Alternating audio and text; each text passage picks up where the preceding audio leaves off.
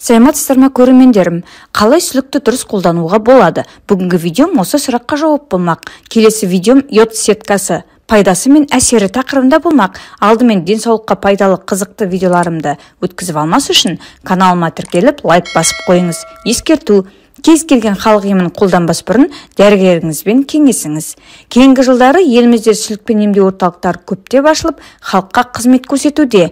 Дегенмен, оның қандай науқастарға ем болатынын, оны қандай аурудан зардап шегетіндерге қолдануға болмайтынын көп адам біле бермесе керек. Медицина мақсатына қолданылатын сүліктің ағзасындағы гирудин және гиалуродиназа деп аталатын заттар емделушіге оңды әсер етеді. Мұның біріншісі қанның қойылмауына әсерін тигізсе, екіншісі заттардың ағзаға сіңірілуін жақсартады. Сүліктің сілекейінде ағзаға пайдалы бұдан да басқа заттар бар. Сүлікпен емдеу негізінен стенокардия, миокард инфаркті, церебральды криз, жүрек ақауы салдарынан бауырдың ұлғаюы, тромбофлебит ауруларына қолданылады. Ал қаназық кезінде оның ұйғыштығы төмендегенде, науқас қанды сұйылтатын препарат қолданған кезде қан қысымы төмен болса, сондай-ақ науқастарға аллергиялық реакция болса, онда сүлікті қолдануға болмайды. Сүлікпен емдеу кезінде мынадай асқынулар орын алуы мүмкін. Тазалық сақтамаған жағдайда сүліктің тістеген жері кейіннен қышып, онда ірің пайда болады. Сүлікті қойғанда қан сорғызатын жерді білмеудің кесірінен қан кетуі ықтимал.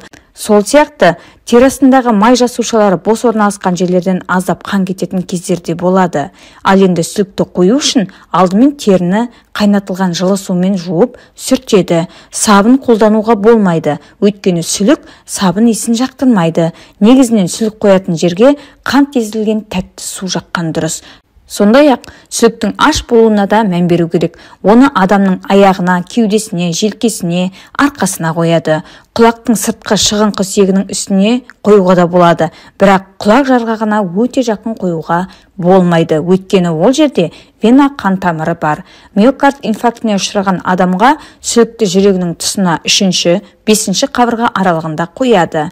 Сүлік шамамен 10 мл қан сорады. Оған 40-60 минуттай уақыт кетеді. Қанға тойған сүлік денеден өздігінен түсіп қалады. Өздігінен түспесе, оны қандай да бір себеппен уақытынан бұрын түсіру керек болса, онда тұзды су ертіндісіне мақта батырып алып, сүліктің тұмсығы кіріп тұрған жерге қояды.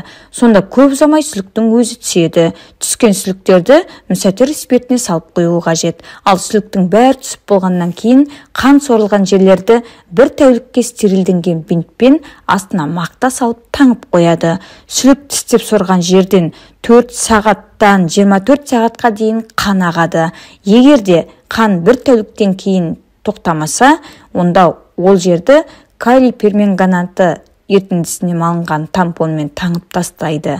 Немесе таңудың қатты түрін қолданады. Ал қан ақпаса, онда жарақатталған жердің айналасын сутегінің тотығымен немесе йодпен сүртеді де құрғақ стерилді таңғышпен байлап тастайды. Әдетте сүліктің тістеген жері 2-3 күнде жазылады. Ал екінші мәрте ол жерге сүлікті арада бірнеше күн өткесін барып қою керек. Жалпы алғанда сүлікпен емдеуді бұл мәселеден хабары бар адам жүргізгені жөн. Бүгінгі видеом осындай. Келесі йод сеткасы пайдасы мен әсері тақырыбындағы видеомды өткізіп алмас үшін каналыма тіркеліп қойыңыз. Видеом ұнаса лайк басып пікір жазуды және достарыңызбен бөлісуді ұмытпаңыз. Келесі видеоға дейін сау болыңыздар.